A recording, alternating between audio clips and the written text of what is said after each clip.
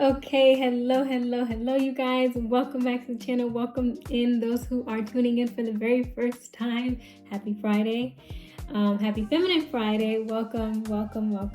I'm so excited to be talking about today's topic. As you guys can see from today's title, I'm going to be reacting to Candace Owens' interview. And it's regarding Victor Marx, but it's interviewing someone else and his relationship with Victor Marx. So I'll give you guys a brief summary before we get into the reaction.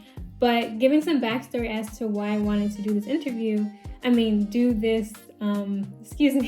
do this reaction is because when I saw the interview and there was a lot of tidbit information that I think a lot of people are susceptible to, especially when it comes to spiritual leaders, mentors, or even, your pastors that, go under the radar. And, I'm not going to give too much of my personal opinion regarding everything regarding the interview, but I do want to highlight something to be on the lookout for when it comes to building relationships. And I think this can correlate whether if it's romantic, platonic, or even your spiritual leaders or who you decide to follow. There's a lot of gems in here that I wanted to go over specifically and highlight. If you do want to see the entire interview, I suggest going on her platform at Candace Owens and watching the entire interview. It was very interesting to say the least. But before we get into today's topic, remember, subscribe to the channel, turn on your post notifications, do like the video, and do comment below. I see you guys are liking a lot of the reaction videos that I'm doing and giving my thoughts and opinions on whether if it's like different topics, whether if it's social topics, cultural topics. Do drop a comment below. I want to know what you guys are interested in, what you want to hear my opinion in, so I can hyper focus on those things, and then obviously give you guys what you want, give the audience what they're dying for. But thank you those who have subscribed to the channel. Please do subscribe to the channel as we grow. I want to be able to do more and more for you guys, but I can only continue doing this if you guys subscribe to the channel. So please, and like the video, share it with people, especially if you're getting a lot of value out of the videos that I do across the week. But also, I know some of you we're all going through our individual journeys in life. Some of you guys are restarting, some of you guys are growing, some of you guys are flowing. But I think everyone, regardless of what stage they're in life, needs someone to talk to. And sometimes you don't have a person in your life that you feel like you can just lay it all out there. So for those of you who need a little bit of support or just need someone to talk to, I am offering one-on-one consultations, virtual consultations specifically. So check out the information right here. Hi loves, if you've been wanting more personalized guidance, I'm so excited to be officially announcing that I'm going to be offering one-on-one virtual consultations. Whether if it's in real estate, financial direction, emotional intelligence, or just helping navigate through life, I'm here to help you think through it with clarity, intention, and confidence. I'm offering flexible sessions between 15, 30, 45 minutes, and even up to 1 hour, so you can choose what works best for you. If you'd like to book, you can use the link below or the information in the description. Just a quick note, this is general guidance based off of my professional experience in real estate, finance, and other life endeavors, and is not legal, financial, or licensed advice. So please make sure to review the terms before booking. And if this is your first time booking, there is a 10% off promotion available. Make sure to use the information below or the information in the description for the promotion code based off of your session length. I'm absolutely looking forward to connecting with you guys during these one-on-one sessions. Now let's get back to our regular scheduled programming. Okay, so before we get into today's video, as you guys can see, you guys know, we're going to be reacting to the interview with Candace Owens and Victor Marx, regarding Victor Marx, and it's with a gentleman named Corby Hall. So to give you guys some backstory, Corby Hall is the inventor and founder of a gun company called Foldar. And we're not going to be going, before you guys be like, oh no, I know our delicacies cannot handle it. We're not going to be going over anything specific regarding his company or regarding what he does, but we are going to be what's the best word for it? We are going to be overviewing what, the nature of their relationship, how Corby Hall met Victor Marx, how this intertwines with Candace Owens, and everything else in between. So I know there's some people that haven't been keeping up with the story or haven't been keeping up with the headlines, which is very good Focus on what you're doing. Focus on what you got to focus on. I sometimes tune into some of the things. I do like long form podcasts from different platforms, as you guys can see, whether if it's Diary of CEO, whether if it's PBD podcast, whether if it's Candace Owens, a couple of other people, Baron Coleman. There's a lot of people that I can name, but sometimes I do indulge in long form podcasts, or Joe Rogan, of course, because I drive a lot. So I'm constantly on the move, constantly going from one place to another for different reasons, whether if it's property management, whether if it's dealing with lawyers, whether if it's, other things that I'm trying to navigate and figure out. I'm just on the road a lot. So sometimes it leaves me with time to listen to things like this. So for those of you who don't know, just giving a little bit of backstory. So Candace Owens, I think I think most people know this already, but she has been relentlessly trying to figure out who killed her friend, which is Charlie Kirk. I know everyone kind of knows about what happened on October 10th, I believe. He was murdered in cold blood in public, and everyone pretty much around the world saw it.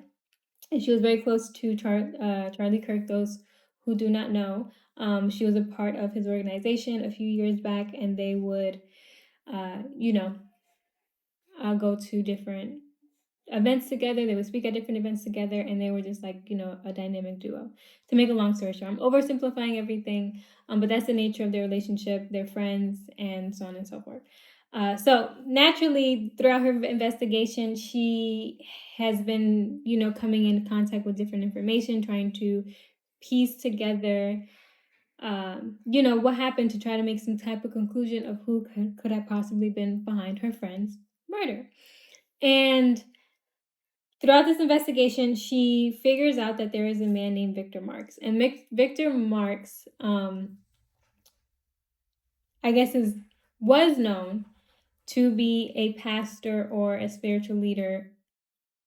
According to this interview, which I'll show you guys, she mentions that, he used to call himself a pastor, doesn't call himself a pastor anymore, is considered a minister, I guess, into, helping people around the world. I think it's called like a ministry or something like that, or a nonprofit. But he still is, you can say, very, he doesn't call himself a pastor anymore, but he does call, like, he does, it seems to be he was a spiritual leader for a lot of different people. I don't know the history behind him, but anyway, he's connected to Charlie and his wife. As I said, Charlie was her friend.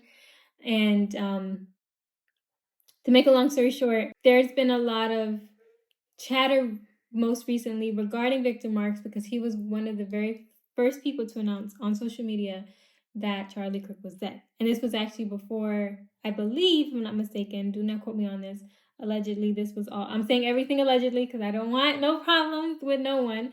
I'm just reiterating the things that I've heard on different podcasts. Allegedly, he was the first person to announce that Charlie Kirk was dead. People found that very weird because he's just a quote unquote some random pastor or spiritual leader. He is tied to the Kirk family, but he announced it, I believe, even before the president announced it. So it was just very weird, or before even the news outlet announced it. So it was just really weird. Very, very weird.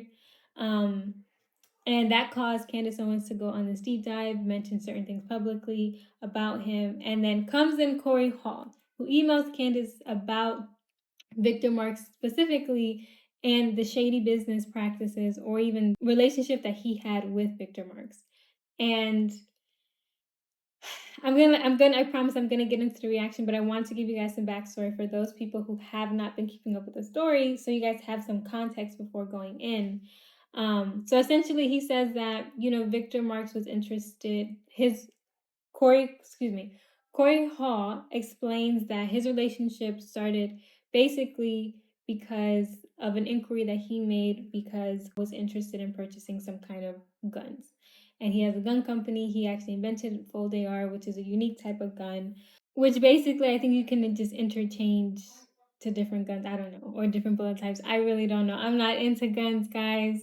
I'm just your average woman. You know what? That's just not my thing, but that's my basic understanding. Correct me if I'm wrong. Comment down below if you do know what it is, specifically if there's people out there that have questions. But and they do go into like what it is. I might skim through it. I might not. because obviously, one, I don't want to get copywritten, and obviously I want to respect her rights as a creator. But also, I don't want no problems with YouTube and no problems with anyone. So we may not go specifically as to like what the gun type is.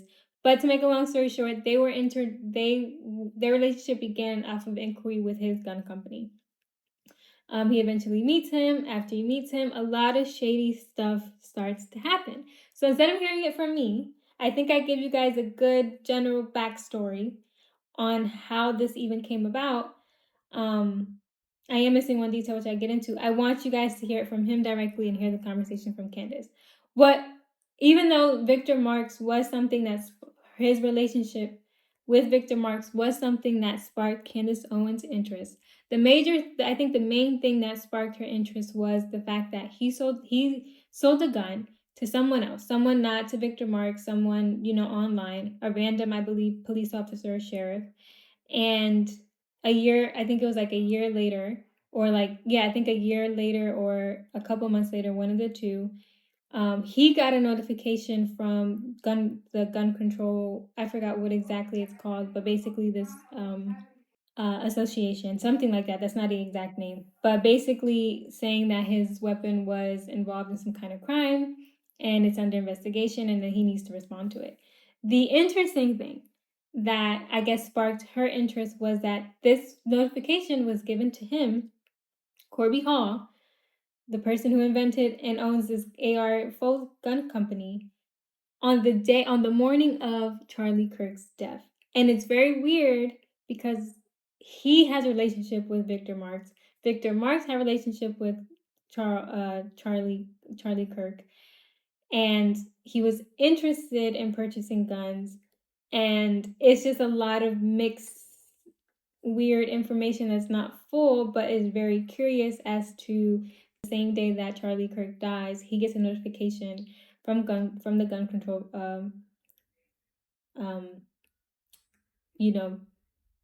government enforcement agency or whatever the case may be. And it so happens that Victor Marx says, before anyone else does, that Charlie Kirk, is dead. So there was just a lot of weird information there, a lot of gaps. And I have my notes here, I have timestamps here. And we'll get into everything. Not every single thing.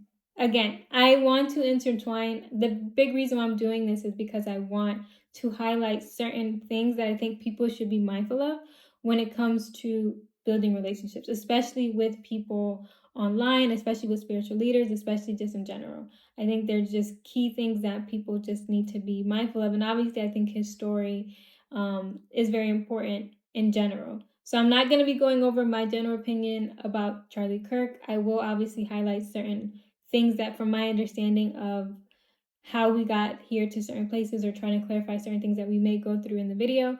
But overall, the biggest takeaway I want people to have is having discernment when it comes to your spiritual leaders and when it comes to building relationships. But without further ado, I know I did a little bit of chatting, but I want to give you guys some backstory. So now let's get into this interview. Okay, so let's start with just the basics, like who is Corby Hall? Just general, right? And please excuse me, I'm going to skip through certain parts of the interview, as again, I'm not going to play the entire thing because I don't want to get copywritten, but we're going to do the best that we can to clarify what I'm trying to get at when I say having discernment with the relationships that you build, especially when it comes to the people that you follow, spiritual leaders in general. So without further ado, let's go. All right, ladies and gentlemen, get locked in. I have a good one for you. I told you about this yesterday. There's a lot to unpack, and I think it could provide a lot of answers to some lingering questions that we have. I am very honored to welcome Corby Hall, the Candace Owens Show. Well, alrighty then. All right, so just to give you guys some backstory as to like why that was so funny. So she calls out Victor Marx to actually have, before she has this interview with Corby Hall, she calls out Victor Marx to say like, hey, it's not that she calls out, let me correct that. She basically, reads the information when Corby Hall reaches out to her regarding the information with, him getting reached out to the gun control people, from his relationship with Victor Marks, just explaining via emails brief and as, detailed as possible, the weirdness when it comes to his character and the things that he experienced.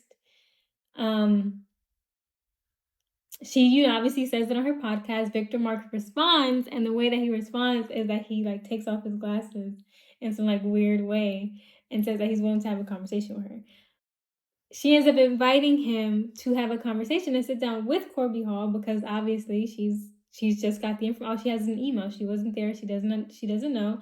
So to give him a chance to speak on the things that he may be claiming, she invites him on, and they could do an in-person interview with Corby Hall.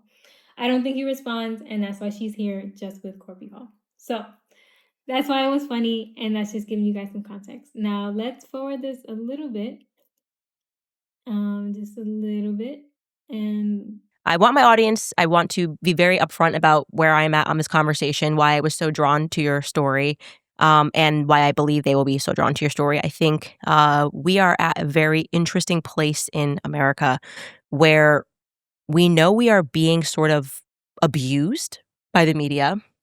We know that they're lying to us about everything. There's, for me, the world before Charlie Kirk died and the world after Charlie Kirk died, and it seems like there's been an increase in this sort of, I don't know, like a tactic to make us think that we're the crazy ones. Okay, so I'm gonna forward it a little bit just so we can get a general gist of who he is. But I wanted to give you a chance because I know that Victor Marks has a following, you do not, and he has been instantly right out of the gate saying that you are a crazy person, which is one of their favorite tactics. Everybody who disagrees with me is an insane person. So who actually are you, Corby Hall? Okay, I'm going to let this play out, but I do want to speak to what she said about, and we're going to go into it, but about when people try to, I guess, gaslight you and say that you're wrong, you're crazy. That's something to keep in mind. So keep that in mind. We're going to let this play out, but we're going to revisit that specific comment in a bit because they go deeper into it later on in the video. Well, I own a company called Full AR. I've got the patent on the most compact AR-15 in the world, and our mission is school resource officers. And so it's been a long journey. This isn't something that just popped up overnight. This has been a 20-year journey for me. And we've done really well in the marketplace for the size of the company and the amount of resources that were available to us. I just got back from ISOF. So that was the big, you've kind of made it. Jumping over that bar was exhilarating, to say the least. And okay, so you guys get what I'm saying. I wasn't lying. I just wanted to give you guys some context and some proof that he is the owner of AR Full Company. And yeah, so now let's skip over a little bit. And let's just get into a little bit of his words on how he met Victor Marks. And then we're going to go into something that was very dark, very weird, very interesting. When it comes to, and what I wanted to highlight with you guys regarding something that Victor Marks does, which is called retooling. But let's get into how he even meets Victor Marks. And just a few employees, and we make a few thousand rifles a year. And yeah, it's it's the most compact, but it's also a caliber swap.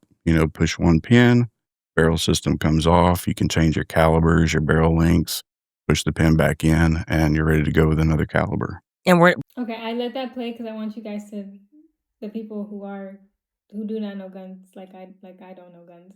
That's basically what he invented, which sounds pretty cool. And I have an idea of what that looks like in my head. I just don't have the knowledge to articulate it as eloquently as this gentleman just did. But let's get back into it. Something that I think jumped at my audience in general when it came to the Fold AR was the idea of a pastor. I know now he says he's not a pastor, but his website certainly did say he was a pastor at some point, being interested in this product. So I'd just love to hear about how you met Victor Marks. Well, late November of 23, my wife was showing me some of the Instagram posts that he was making, and he was demoing compact weapon systems. And it was kind of framed around, Victor is looking for the most versatile compact weapon system that's out there and I don't think he announced it as he was looking for a signature series at the time, but nonetheless, she had me message him, and he responded right away and invited us up to his house in Colorado Springs. So we drove from East Texas to Colorado Springs on, I think, December the 1st.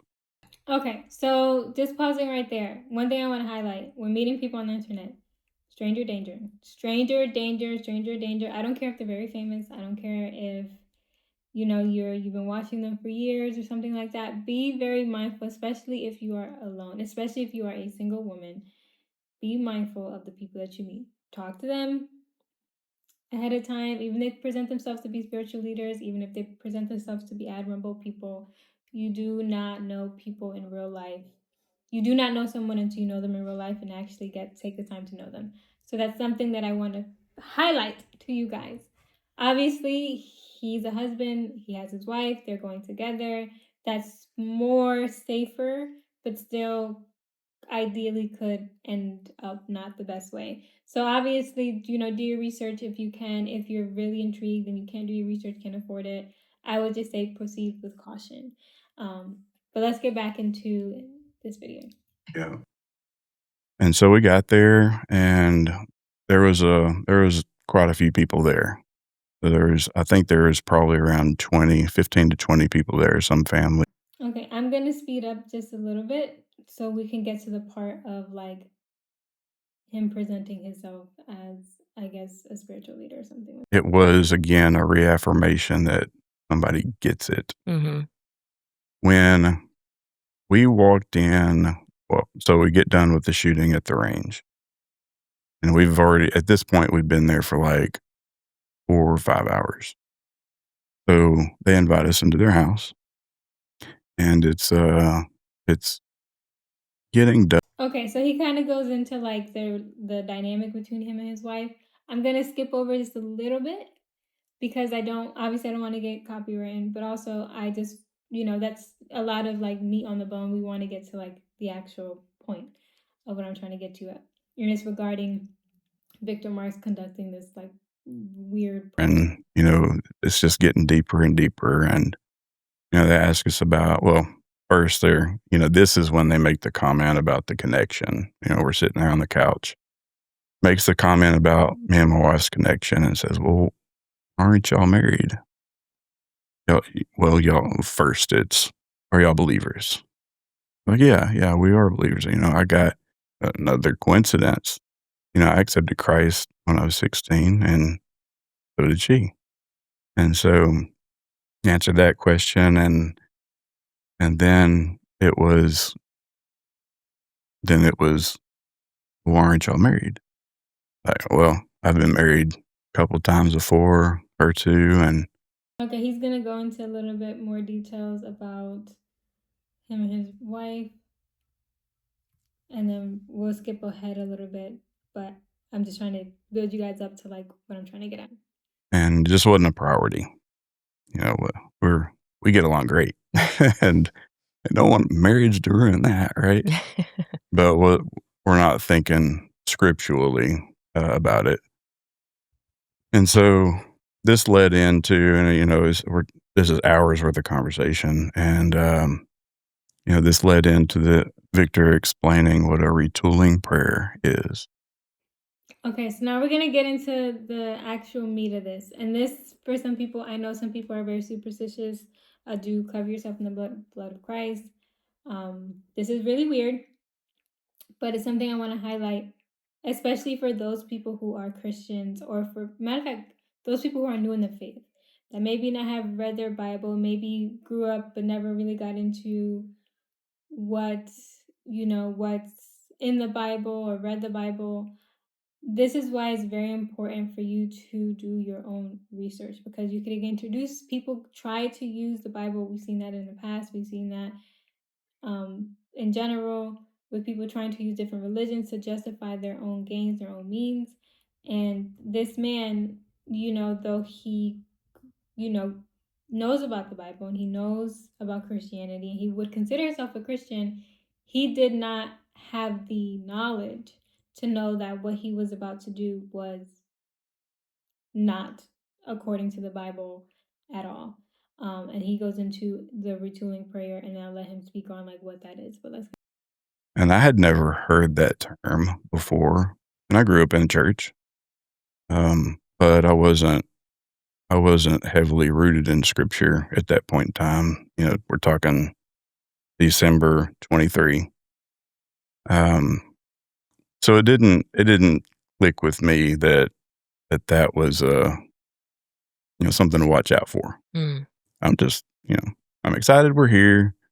This seems like it might be what I've been working for all this time, and all the stress and the lawsuits and the marriages, and finally somebody understands. So pausing before we get into him explaining what the retooling prayer is, I want people to really understand that a lot of these people that portray themselves to be spiritual leaders, that portray themselves, whether they're bound by demonic forces, whether they're not, one thing that they do, and we'll get into specifically what that's called later on in the video, but you see how he explains that, he went there, he was welcomed, he was trying to do this deal, and Victor Marx was kind of like bringing him in, making sure that he felt welcome, trying to understand his background, trying to make him feel seen, trying to, in a way that him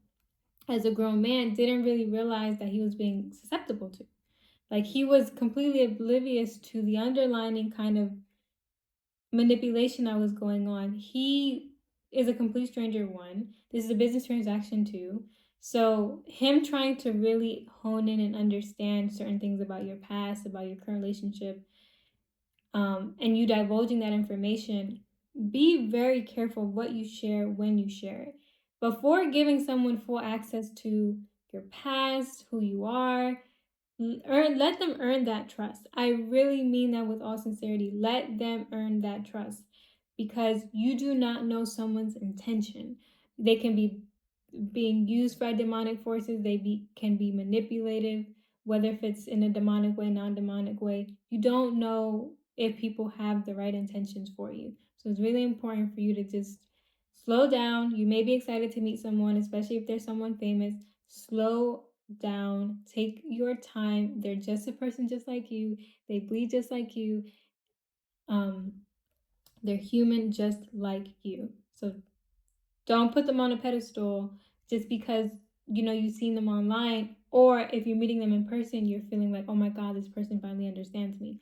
Do not divulge who you are to everyone, whether they're famous or not, because you do not know their intention. Let people earn that trust. But let's get into what an actual retooling prayer is. Hey, let's do a retooling prayer. And so he kind of explains it, and he's asking Eileen a lot of questions about the process.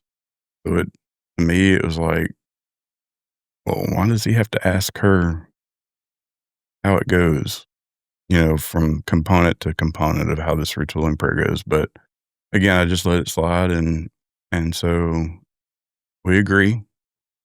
And it would start off with me, and this whole process, I think, lasted maybe 15 minutes each. When you say it started with me, and you also used the word ritual, what do you mean by that? Well, the retooling prayer, he was going to do it on me first. Okay. And then, so it's one by one, and he's going to retool what? Good question. Yeah. Okay, we're going to move ahead because he's like, trying to recount memories. I'm trying to get into the meat of what he actually is getting at. And so the first part was an opening prayer, and I didn't memorize the whole opening prayer. It's like 5 or 6 sentences long, 30 seconds worth of opening prayer, and it's using name of Jesus, and seemed like a fairly straightforward prayer, except, and again, I didn't notice all this stuff back then, but accept the whole circle of judgment. So there's an opening prayer, and he establishes a circle of judgment in the room. Mm. And there's some other components to it, but And who is in the circle of judgment? Sorry to. it was just an imaginary bubble sphere, so to speak. That was Okay, now he is going to be going into some very weird stuff. So again, I want to preface you guys: cover yourself in the blood of Christ. Be mindful. Certain things can be sensitive to certain people. It's not gonna super scary, but it is scary for someone like me who doesn't watch scary movies and who's not really into this stuff. But I want to really highlight the importance of people using false teachings to draw you in, especially like when they already have you a little bit because you've exposed so much. So let's get into it. just the terminology of So the he's kind of setting up this imaginary perimeter. yeah, around the whole room, Around like the whole all of room. us. Okay, Yeah. and I mean, within the circle, no one is judged, or we will be doing some judging. That's what I mean. That's my question. Like, you can tell me everything and no one's judging, or like we are going to enter in some judgments. I think it was, well, looking back on the transcript, Yeah, which is helpful. it's judgment on the assigned demon. Okay, so he's judging the demons that he assumes are in you. Not in. And that's Around?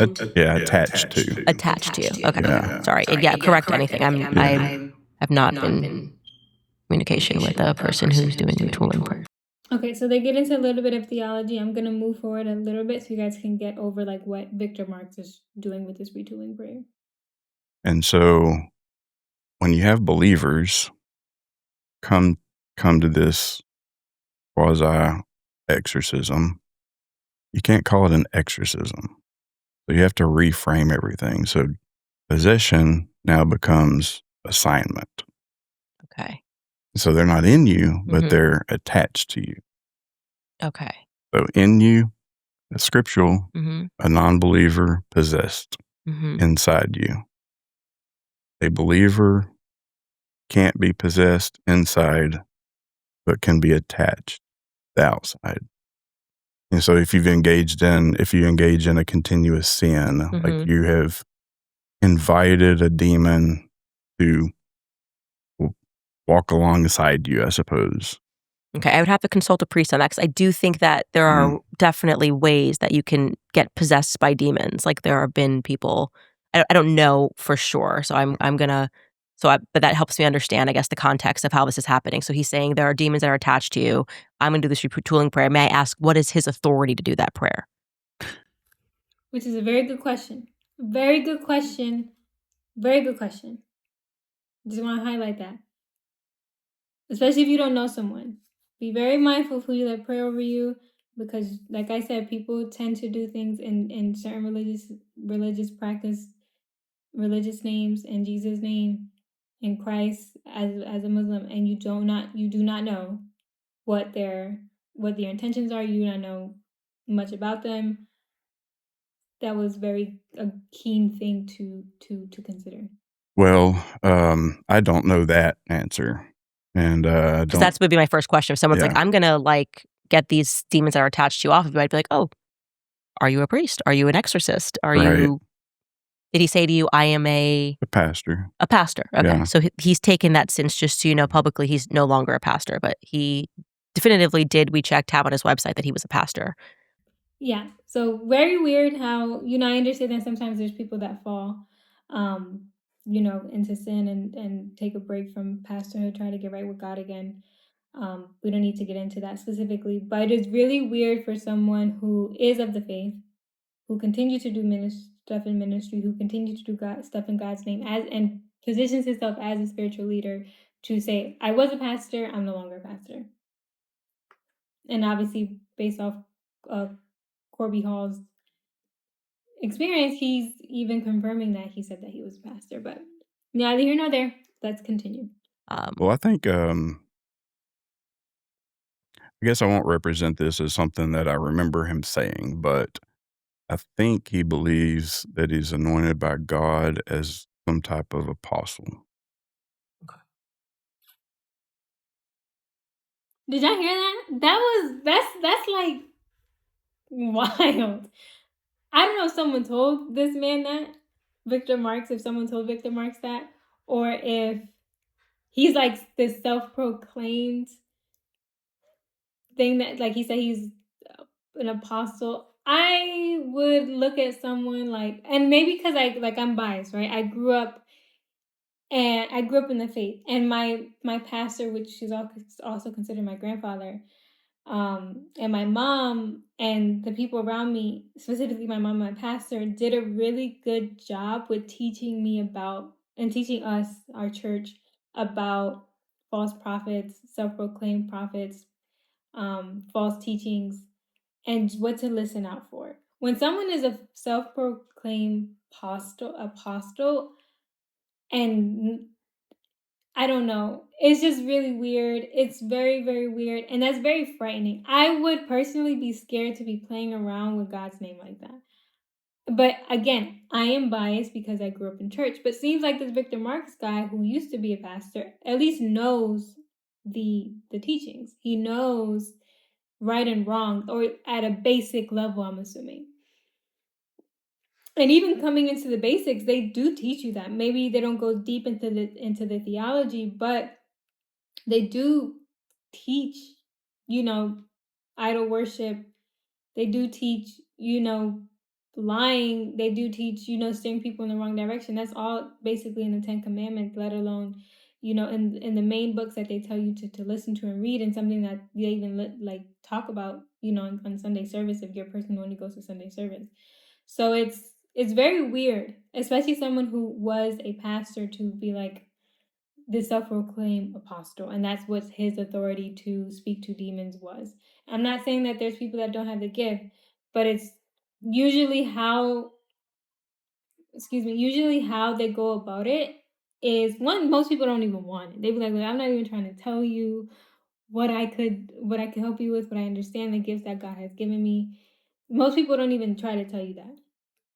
And most people, when you figure out they didn't even want to have what you would consider these gifts, or to go into this, it was something that they felt like God pushed them into doing, and it was their calling, and they just so happened to end up like that. So very weird. I just want to share that general thought, to be very careful, especially like when there's no verification point of them saying like, oh, I was this preacher, this evangelist, this my pastor, something I prayed for over years, made me feel like I need to go into being a pastor, spiritual leader, that God told me, that God told them that I was an apostle. It's be very mindful, be very careful when people say just things out of the blue. But let's get into the rest of this.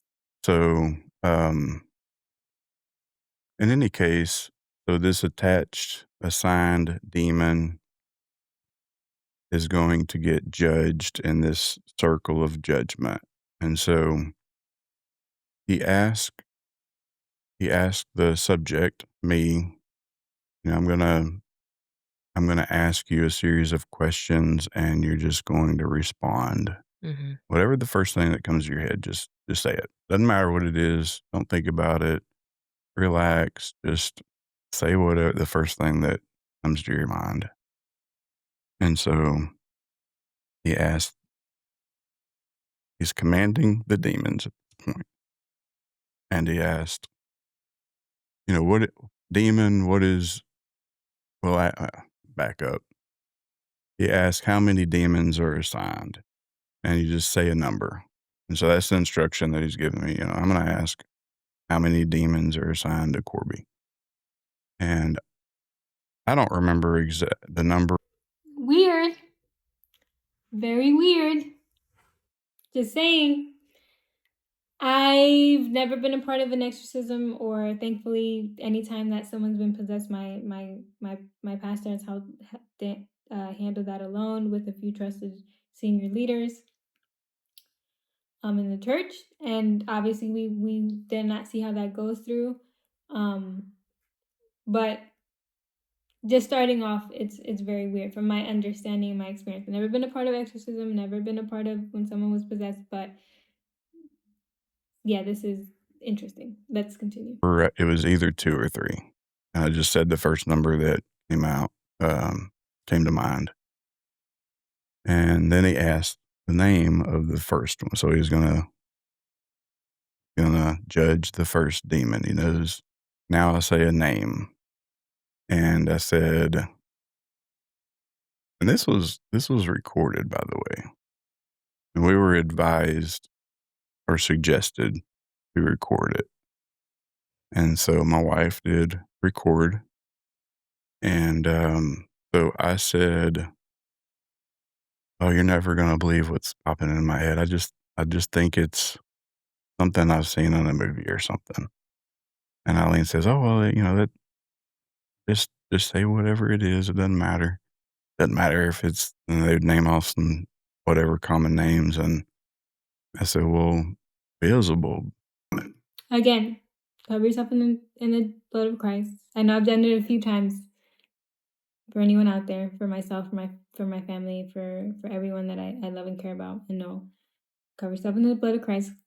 Let's continue. Like, oh, okay. So proceeding from there, Victor names the demon by the name Beelzebub, and he commands angels to come down and grab this demon by the arms and make the demon kneel before him. We got to pause right there, guys. We have to pause right there because that is crazy. Lord Jesus, have mercy. And Candace is going to get into that a little bit as I play, but I just want to get my general thoughts. This man just said that he asks angels, to come down and make a demon bow before him. Obviously, he is very new into the faith, or he lacks knowledge when it comes to the faith. Any experienced person, whether you grew up in church and departed, whether you grew up in church and you still know, whether you're new to the faith but you studied real hard, anyone knows, like, your red flag senses are going off all the way. I know mine's are. When I hearing that, it's just like, he asked the demon to what? Like, there's only one prince of this world, and his name is Satan. He's the devil, and they kneel before him. So you're asking demons, evil things that are technically universally known as evil entities, to bow before you by making angels,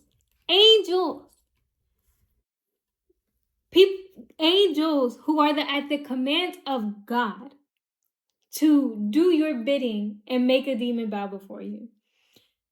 People, that is so crazy. That sounds so crazy. And if you ever hear anything like that, get up and get out. Get up and get out and pray to God to forgive you for your lack of knowledge, for participating, to protect you, to get out. I know it's going to be very scary, but just pause, hey, I'm getting a little anxious. I need to go to the bathroom. Walk out, wash your face, go to the bathroom, hey, I just need to go home. I need to go home. I'm sorry, I can't continue with this. I just can't. And if they're pressing on you, listen. Be like, okay, I'm gonna go back to the bathroom and try to get myself together. Call 911. Call 911 while you're in the bathroom, and then try to get yourself out of there before something bad happens to you. And for those people who don't know, you can actually text 911 now. You can text them and saying hey, I'm in a situation where I can't speak on the phone. This is my location. This is where I'm at. Please come, and then try to just stay in the bathroom. They knock on the door hey, I'm just washing my face. I just need a few minutes to calm down. They usually arrive there between 10-15 minutes. Try to take the most amount of time that you can. Just saying hey, this is very new. Never experienced anything like this before. Just try to be strategic. And for those out there who may experience that, that's what I'm just saying. If I was in that situation and I feel like my life is being threatened and I can't, and they're not permitting me to leave, One, I always carry pepper spray wherever I go. So if I'll find a way. You know what I'm trying to say? I'm gonna find a way. But if I strategically speak, I'd be like, hey, I need to excuse myself, go to the bathroom, text, be like, hey, this is an emergency. I need someone here like in the next like 5 minutes. I'm in the bathroom and I'm afraid for my life. And these people are not letting me leave. And you can go over the details and everything there. Don't be like, oh, I don't know what these people are gonna think of me, especially if they're like well known. Your life is in danger. Your life is in danger. Don't worry about that. Think about the right things. The right things is get out of this house. And one, I hope you did not tell these people where you live. But if you did, we'll get into that. If you guys need some advice, drop a comment below or book a consultation with me. We'll figure that out. I'll help you kind of navigate based off of my experience and based off my knowledge. Obviously, it's not licensed advice, but I can help you as best as I can. But at least drop a comment below. Maybe someone in the comments can help you, especially if they're in law enforcement. But worry about yourself. Worry about your spiritual health. Worry about your physical health. If you feel like your life is in danger, get out of there. No question. And something like this should get your spidey senses tingling, should definitely get your spidey senses tingling, and should say to you like, hey, I feel weird about this. I'm not aligned with this. My spirit's not aligned with this. This man just told angels to make demons bow before him. I'm out. I'm out. And your spiritual health is just as important as your physical health, because you may go physically unscathed like this gentleman did, but your life will turn into a whole wormhole. Excuse me, lack of my language, but it will go up into chaos when you allow someone to spiritually play with you like that. And I'm only warning you. I don't know your situation, but it's just something I want to highlight. But let's get into like what Candace is saying, and then we're gonna move forward on to the really meat and potatoes of what I'm trying to get at. So if you can imagine angels coming down, grabbing, forcing the demon to kneel before Victor.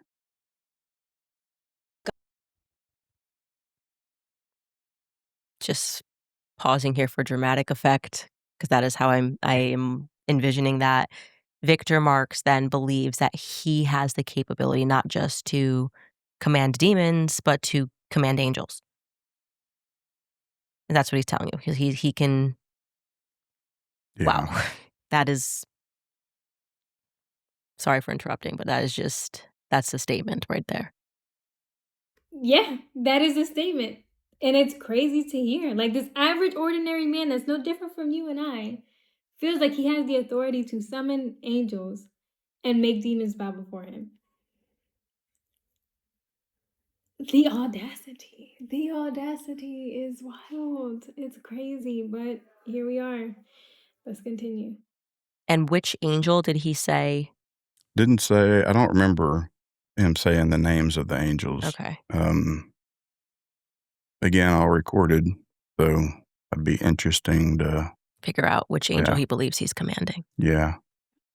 So This is just, this is a scary story to me. Like I don't even watch scary movies. So like it's like a movie right now in my head that I'm walking out of the theater right now. I'm just going like, okay, like I'm gonna be honest with you. This is terrifying to me. Like a man that, yeah, that is something. but this is the guy who understands me Mhm. and understands what I've been through and sees the value in what I'm doing. Mm-hmm. So They always come as your friends. sorry. I'm gonna pause right there. What that moment signifies that people don't, that I'm really trying to get you guys to really understand, is that whether you don't know someone's true intentions. Sometimes people could come to you the nicest way, with the best intentions, saying the good things, feeling like you're understood, feeling like you're seen. But deep down, they are using you for their own gains, their own measures, and sometimes for demonic forces and demonic things that you don't understand. And it doesn't even, like I said, it doesn't even have to be demonic. It can just be for their own ends. And you don't know how evil someone can be you don't know, especially like when you just don't know. You just don't know. And I think that's why I said be very precautious of how someone is presenting themselves to you, what information they're trying to seek out of you, especially when they don't even know you yet. The fact that this man that just met the guy and he feels like I'm seen by this person, I'm understood by this person for the very first time. Be mindful of that feeling. Be mindful of that feeling because there's some people that really do understand psychology, and not just the good parts of psychology, but the very dark sides of psychology that a lot of people don't get into, that a lot of people are oblivious to. And I don't even understand fully the dark sides of psychology, but the little bit that I do understand, I can see, especially through my experiences with dealing with different personality types and different people. Be very, very mindful of that. Very mindful of that. But let's continue. Sorry, Charlie. Yeah. They always come as your friends. So this demon being held by two angels, he makes some commands. I don't remember what he said, but he commanded one of the angels to cut the arm off the demon. And then I think commanded the other angel to cut off the other arm or a leg or something, dismemberment of the demon. And I did skip a portion. So before all of that dramatic stuff, there was another set of questions that was asked. So after the demon's name, the next question that was asked was, what are the 3 lies that you've been telling Corby? And so this is where, To be clear, because I know that was a little bit new and if you didn't catch that. So basically, Victor Marx is asking the quote unquote demon, which is assigned to him, but is speaking through Corby, right? He's supposed to be speaking through Corby. What are the 3 lies that you have been telling Corby? So Corby, remember, is supposed to be telling the first things that come to his mind. And this is a tactic. This is a tactic, very dark psychologically, but he'll get into the questions that he asked, and then we'll get into the why it's so dark. And Candace goes over, which I'll play, but I just wanted to clarify for you guys so you guys understand what's going on. I started to get in kind of a trance-like state, and I was staring straight at Victor, and I wasn't blinking my eyes. They were kind of watering up. And stopped breathing, not as a panic, but just I noticed that I just wasn't breathing for a few seconds. And so, again, first thing that pops into your head, and I said, you're a fraud. And then what's the second lie that you're telling Corby? And said,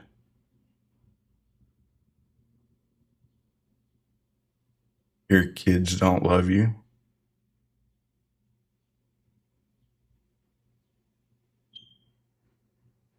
And the third lie, they'll never love you.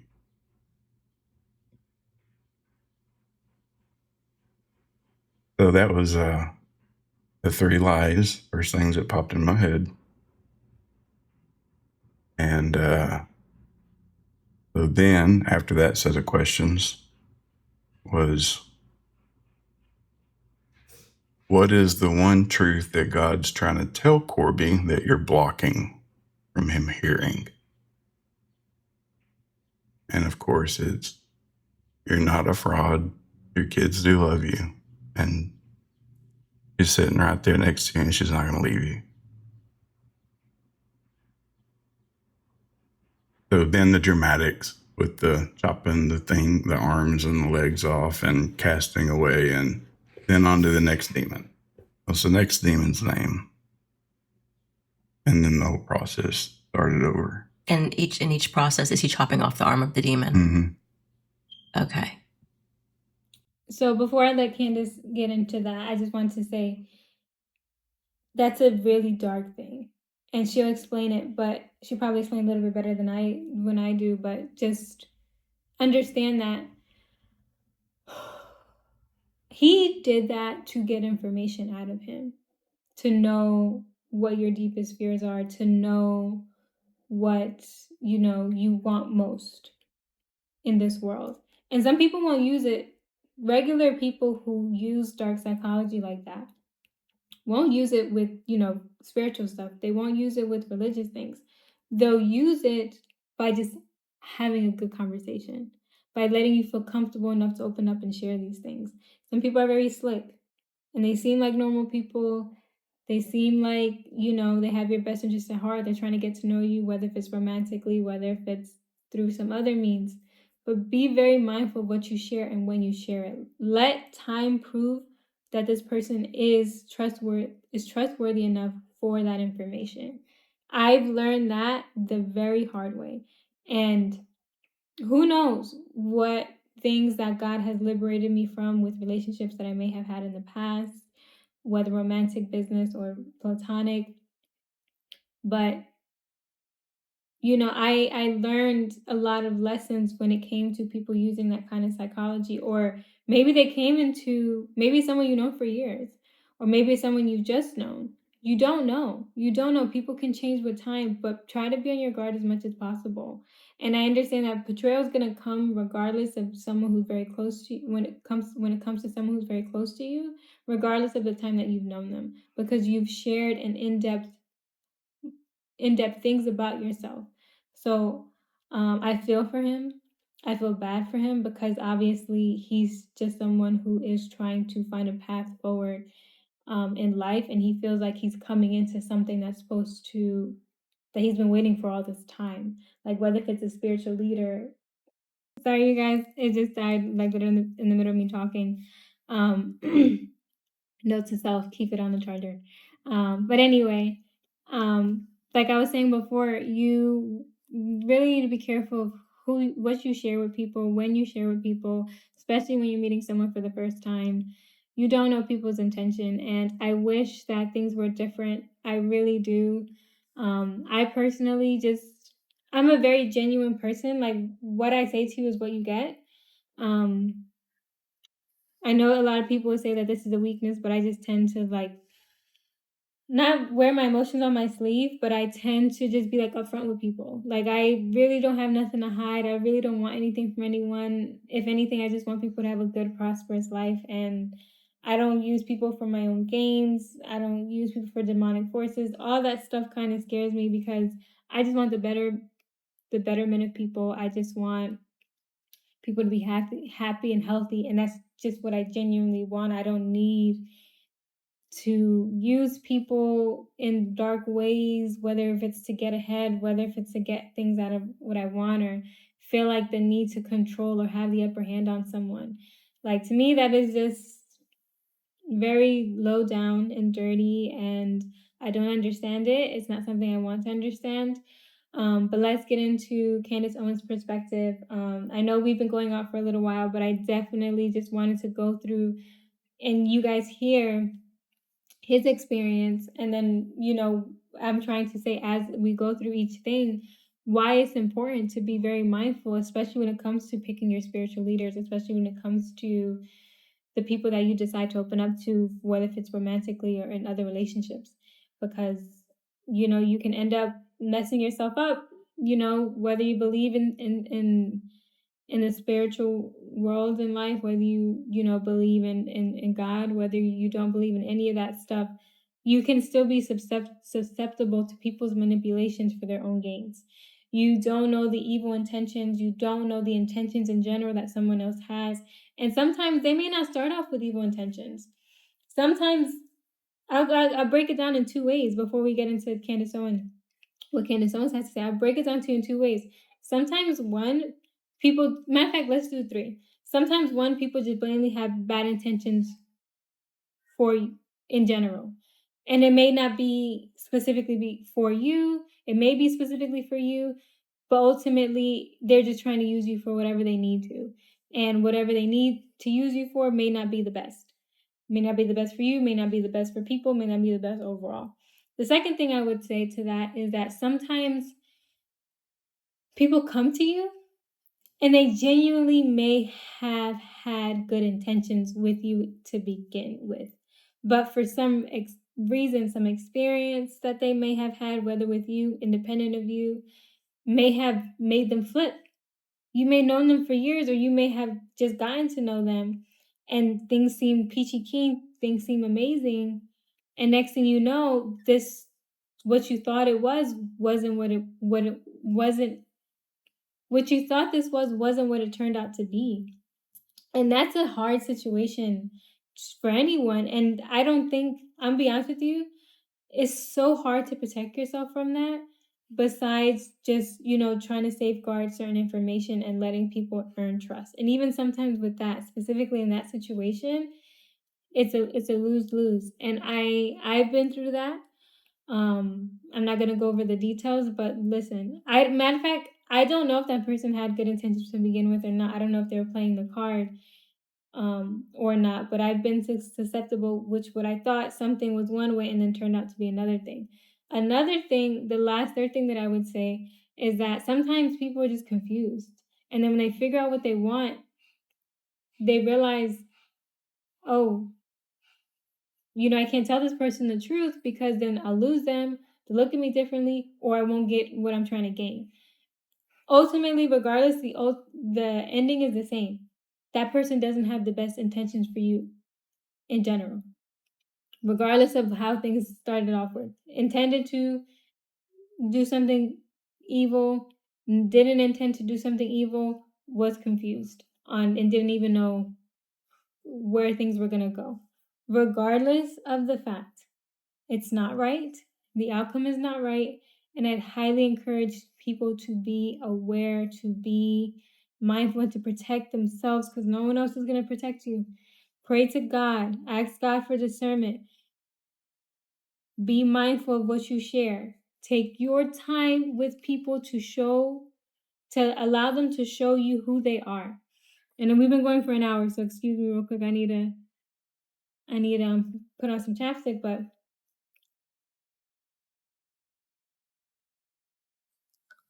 yeah, allow people to show you who they are. Because at the end of the day, the only person that's going to be dealing with the aftermath of whatever happens when with that person is you. Especially if a person has evil intent, they don't care.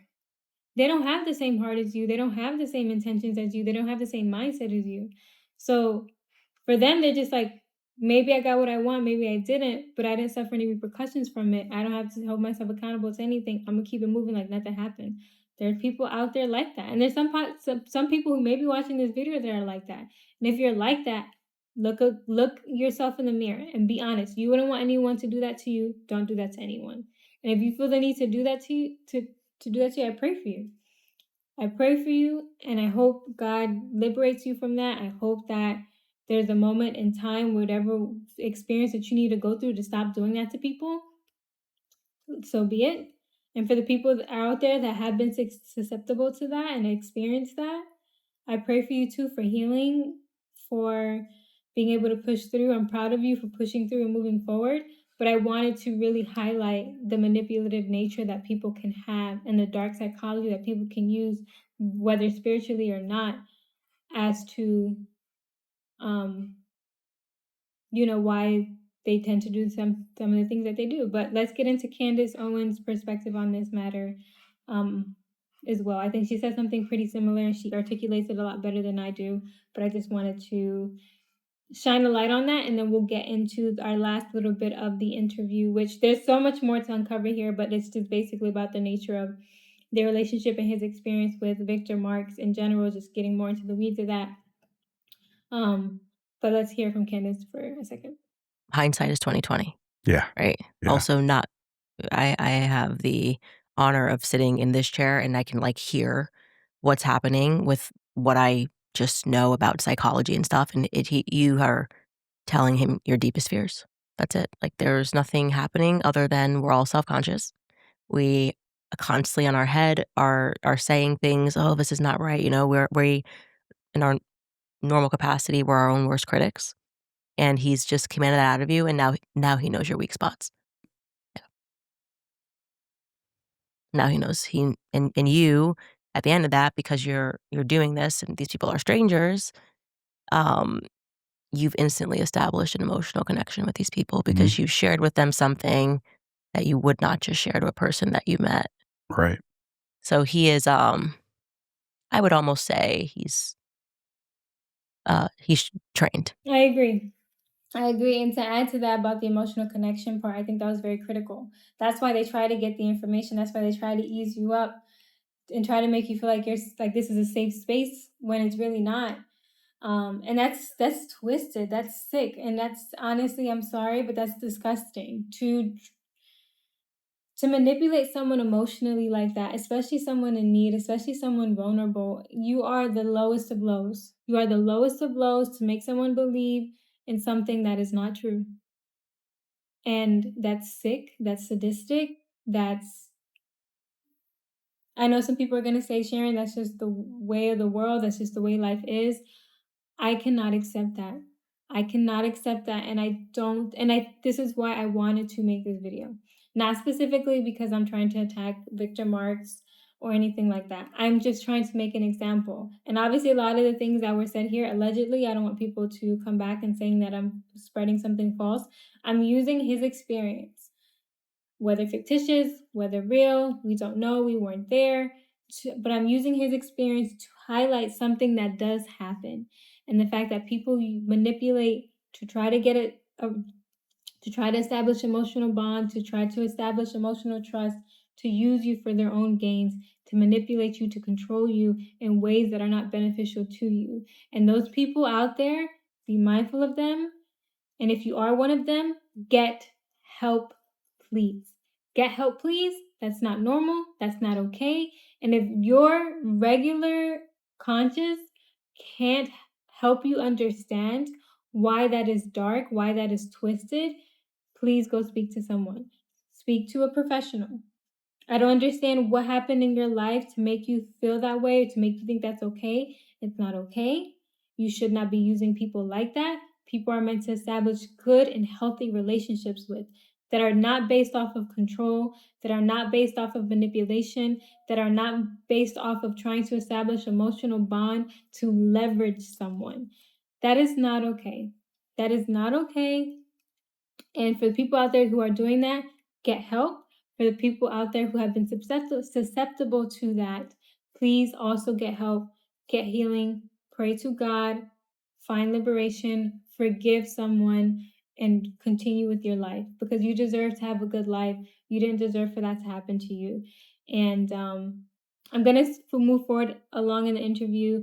Like I said, we're not going to watch the whole entire thing because they get into more of the weeds and Candace's suspicion about, him getting a notification about that gun that magically from the gun control facility or government agency that he got on September 10th, the day that Charlie Kirk died. We get into more of the relationship between him and Victor Marx. I'm going to skim over that because that's just a lot of meat that that you guys can watch. Go directly on her platform to watch the full interview. But I am going to skip over to a little bit towards the end when they start speaking about something called DARVO. I'm going to let them explain to what it is, and then I'm going to end here with my final thoughts on the matter. So one moment, let's just get forward. Based off of the pattern over 3 years, beginning in the same time frame that you're discussing in 2023. And she happens to have a proximity to a lot of pastors that have interesting pasts and presence and always a finger on trafficking charities. And I find that not to be coincidental. I don't find that to be. So just pausing there just gives them insight. She's going for those people who have not been keeping up with the investigation. She's talking about her suspicions to Charlie Kirk's wife, which is Erica Kirk. Obviously, this is me just reiterating what she's saying because I don't know and I haven't been honestly keeping up with everything. I've just been kind of like tied recently into this. Like I said, I've been watching a different podcast and this has been getting more and more and more traction. as time goes. But she's just explaining like the connection between Charlie Kirk's wife and Erica Kirk. Charlie Kirk's wife, which is Erica Kirk, and Victor Marks, and the relationship there, and kind of like how there was a falling out with Victor Marks and Charlie, but yet she was still close to him, to Victor Marks, which is very weird because you think if someone falls out with your husband, they fall out with you too. Naturally, for me, it's like that, but for other people, it may not be like that. I don't know. I don't want to judge. Also, I'm going to say allegedly here. But she's just like, basically what I skipped forward into, they went into like, the connection between Victor Marks, Charlie Kirk, and Erica Kirk, the suspicion between, what happened on September 10th, a little bit of Candace's investigation there, and kind of linking everything together. But let's move forward with what I'm trying to get at, which is DARVO. This is, I think, what was so compelling about your story, because it was a microcosm of what we have seen happen since Charlie passed away. And we have this Victor Marks connection. And I find the manner in which he dealt with you to be sort of the manner in which Turning Point, the stage, everything, they have dealt with us publicly. Like, this is what God has ordained and nobody should question this. And yet we all feel the darkness. Everyone, collectively, the world feels a darkness there outside of the, little bubble of the mainstream media that's trying to conduct the retooling prayer on us. Yeah, I'm going to speak a little bit to that before we continue. So I would just say a lot of people are judging her specifically, and a couple other people that are keeping up the investigation regarding, Charlie Kirk and his death. And I would just say to that, we don't know the truth. There are going to be obviously people that are tied to him, that live their lives with him, that spent time with him, that are his friends. They're going to all want to know what happened. They're going to want to know what happened, and they're going to want to know justice for their friends. And I would just say, if you have a friend like that, because there's Candace Owens, but there's other people doing it. If you have friends like that will go to the lengths and extents to find out the truth when someone harms you, especially in the moment of your death, where you were taken from this earth in a time where it was just way too early, hold on to those friends. Hold on to those friends. It is, to say the least, in my opinion, that's the kind of friend I am. If something happened to you, I'm there. You need me, call me. I have this one friend that we don't talk very often. She has a lot going on. She's a mom now, she's a wife, she has her passions and stuff like that. And we try to do our best to like at least catch up via text, maybe see each other once a year, as much as we can, given differences in our lives. But anytime she needs me, I'm there. And I can call her and I can say the same thing. Like, call me at 12 o'clock in the morning, like, hey, what's going on? I'm there. And to have friends like that will try to get to the bottom of something, especially when so many people are pushing against them, is very admirable. And I don't think it's, weird. I'm not siding with one side or another because I genuinely just don't know the truth. There are certain things that are questionable, just in general, on both matters, on both sides, because we don't have the full information. Certain things are more, funny than others. But I would just say that before we get into what DARVO is, if you do have people, because there are this, I know that I'm speaking about, being mindful of people when it comes to who your leaders are going to be, who you're going to get into a romantic relationship with. I know I'm speaking about a lot, but there are genuine people in the world. There are genuine people that want good for you. There are genuine people that you can rely on. And that's why I say pray for discernment. Pray for discernment when it comes to relationships, especially new ones that come into your life because you do not know. Pray for the relationships that you have, because the enemy, like the Bible says, is like a prowling lion waiting to, devour someone. So just pray onto that. And if you say like, Sharon, I'm very gullible, because I've been there. Listen, being naive and gullible, sometimes just taking people at face value, that's something that I've struggled with. And honestly something that I probably still struggle with. I'm just what I do now is like I'm very protective of who I am, of people who have access to me. When I meet someone new, I'm very cautious about what I share with them. If they ask me a question that I don't think that they have, I don't have enough, we don't have enough time in, or trust built for them to have that information about me, I'm very respectful about it. You don't have to brush it off. You don't have to be disrespectful. You can just say, I got to think about that. I got to get back to you on that, and let time show you. And let me show you the trick. Let that show you a little bit about the person. The person gets annoyed with you because you just don't know. The person gets frustrated with you or keeps asking over and over and over and over and over and over and over again. I'm not saying it's a red flag, but I'm saying that's a flag. Be precautious flag. Note that down flag. Understand why they're trying to get that specific information out of you. Understand why they may reacted that way to you when you just say, hey, I got to get back to you on that. I really, I got to think about that one. Be mindful. There's a way to be respectful and still protect yourself, and I want people to be aware of that. Maybe I'll do a separate video on that, but let's get into DARVO. I want them to best explain what that is, and then we'll get into my final thoughts.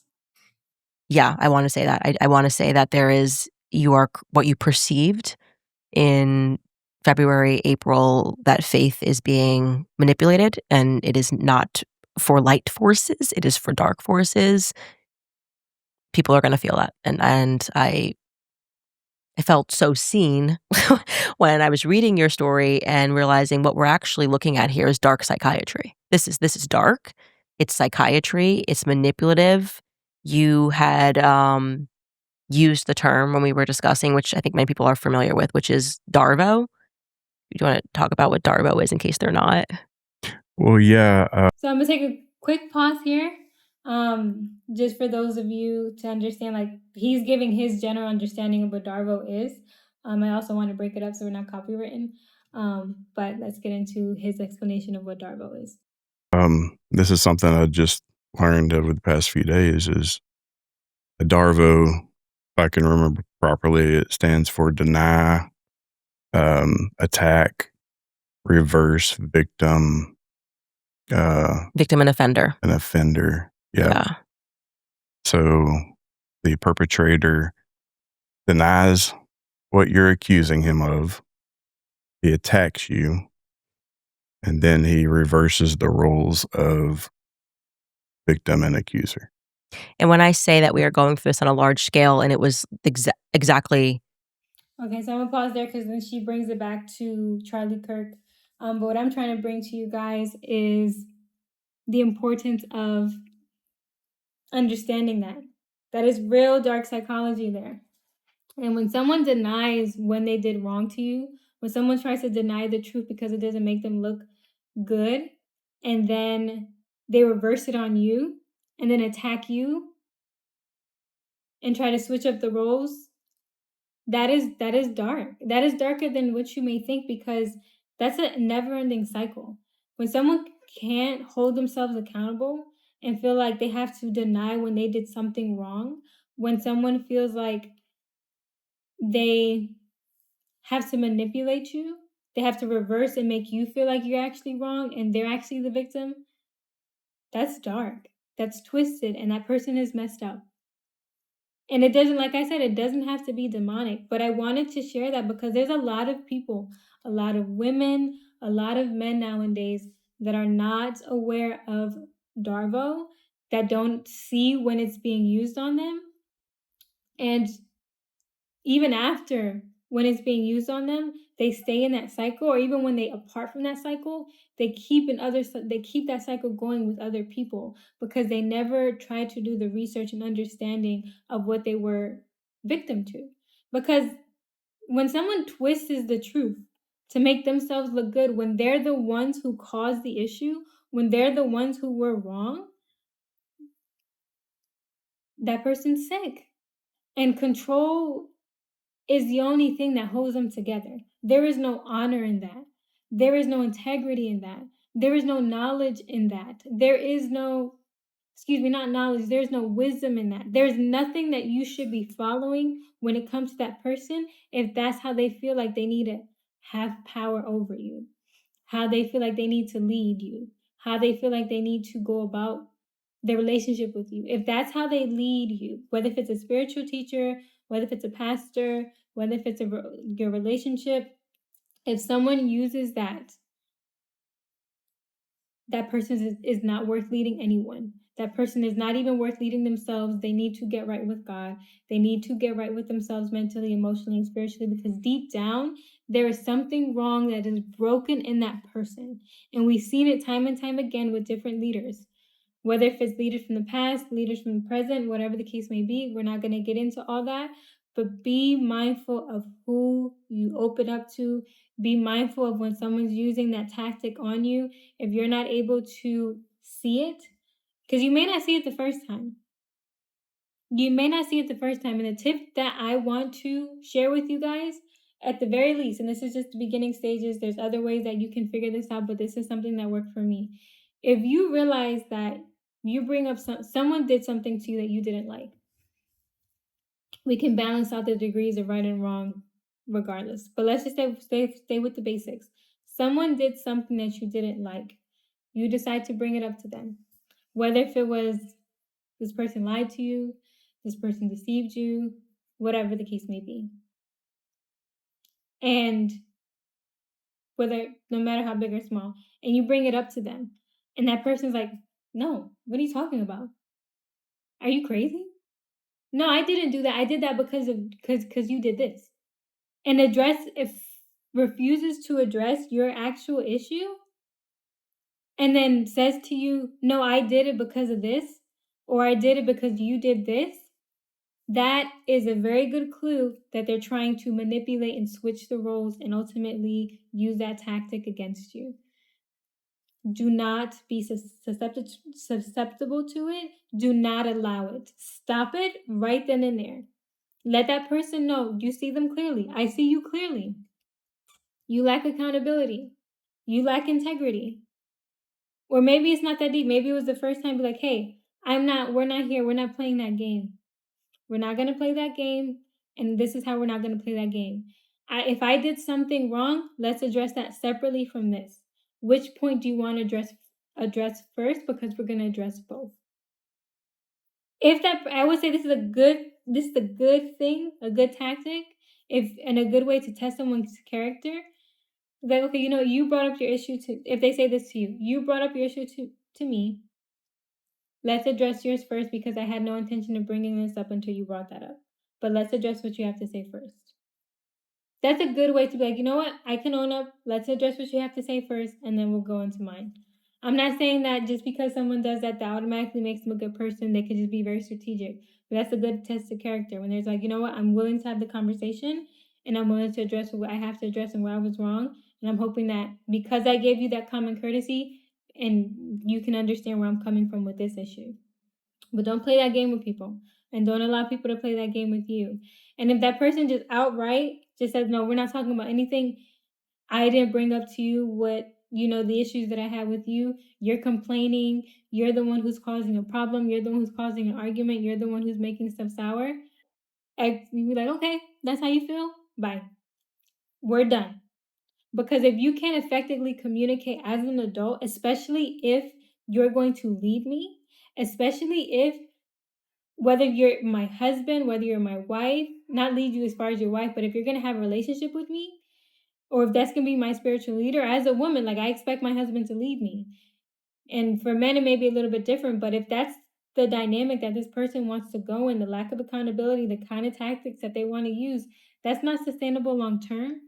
And if it is sustainable for people out there that are susceptible to it, or that allow it, or that are okay with it, or have that mindset, that's not something that's okay with me.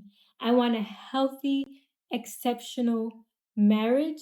I want healthy, exceptional relationships. I want us to grow in health and wealth and in true power of lifting each other up, of being there for one another, of holding each other accountable, of moving through life strongly unified in a way that's unbreakable. And if you have a bond that's based off of dark tactics, is based off of control and not a mutual alignment and a mutual desire to be there, then your bond will be unbreakable. But if there's two people that are connected and not in control, but in genuine compatibility and genuine alignment and genuine love and understanding, that is what makes the bond unbreakable. So apart yourselves from people who do not want to correct that kind of behavior, especially when you point it out multiple times. I'm not saying one and done is a trick, but let people's character show you who they are. And when they show you, believe them. Please try to believe them the first time. I've been in that position before where I try to see the best in people. Maybe the first time you'd be like, okay, that was the first time. Second time, don't let it pass the third time. I'm telling you, because the longer that you allow it to happen, the worse that it gets and the more power and control that person feels like they have over you. And to be honest, that person's never going to come back and hold themselves accountable and see things from your perspective because they don't have a soul to hold them to what you have. They don't have the same mindset. They're just walking around in my head, they're walking around these soulless creatures trying to devour everything that they can touch. Like the same thing like the devil does. And if they want to live in that demonic mind frame, whether they understand that they're being possessed demonically, whether they believe in it or whether they're not, regardless, it's evil, it's twisted, and it's not right. And no one should be the victim of that. So I really wanted to talk to you guys on this Feminine Friday, and I know that this was a very heavy topic. I know it was very deep, and thank to Candace Owens for doing that interview because it highlights something that a lot of people are struggling with, and the reason why a lot of people can't have fulfilled relationships, because whether if it's women that use these dark practices or men that use these dark practices, there's someone in a relationship that is using something that's not beneficial long term. And a lot of people, especially people like me, whether it's in relationships, whether if it's in business partnerships, whether if it's in spiritual leaders, especially when it comes to spiritual leaders, you can't have a fulfilling relationship. You can't progress forward in a way that's beneficial to the relationship when you have those things in place. You just can't. And that's why I want people to be very, very careful about who you allow to lead you, about the path that you pick, about the spiritual leader that you look up to, about the mentor that you have, about the relationship that you get yourself into. Because, sometimes you could be setting yourself up for failure by allowing yourself to be blinded by who that person truly is. And I'm not saying there's no one that's past forgiveness. If that person comes back sincerely later on and wants to reconcile, we're Christian. If you're not Christian, you're human. We all make mistakes. We all have a part of our past that we wouldn't read out loud, right? And I get that, but it has to be sincere. And how you know it's sincere? By letting time do its thing and by having that person show you that they truly want to change or have changed.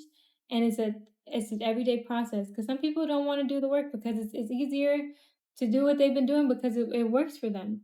If someone has everything in the world, they have money and everything that they wanted, and this is what they did to obtain half of the things that they obtained, they don't have an incentive to stop. They don't have an incentive to stop. And maybe one day they'll have a relationship with God. Maybe one day they'll have an experience that causes them to understand, or maybe one day they don't. But either way, just remember that's not your job. That's not your job to figure out. That's not your job to carry that cross.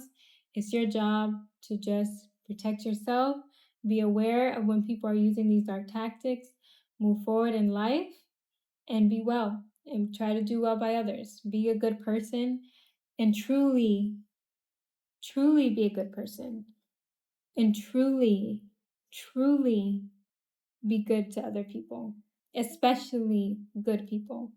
But that's all I have for today.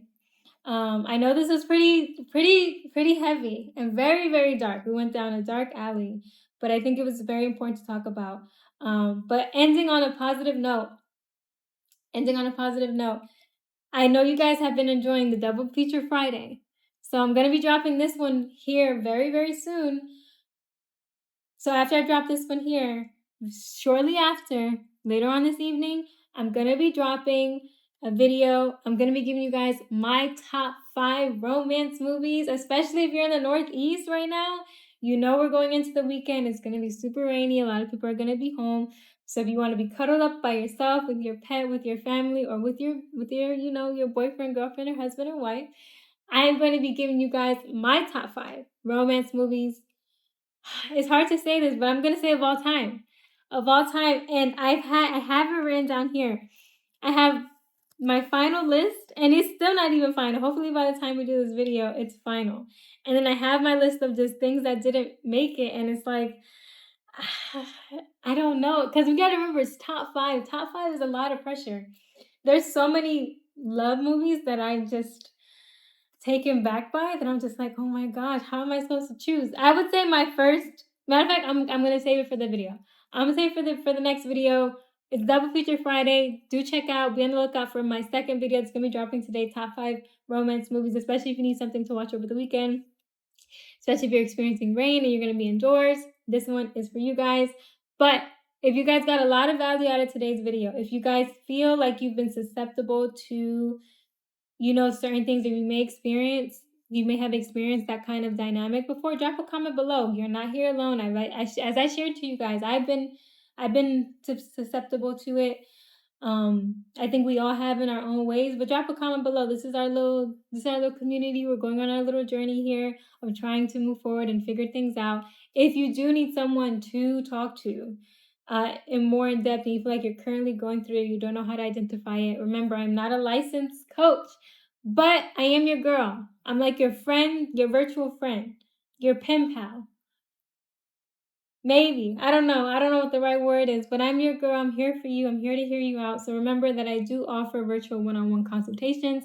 Whether you need to talk about dynamics like this, whether you need to understand, whether you need someone just to vent to, whether you need someone to help you strategically plan in your life, or just deal with this journey that we call life, or you're making more of a heavier investment, whether if it's financial or real estate, I am your girl. Book with me. The information is in the description. I can't wait to chat with you guys.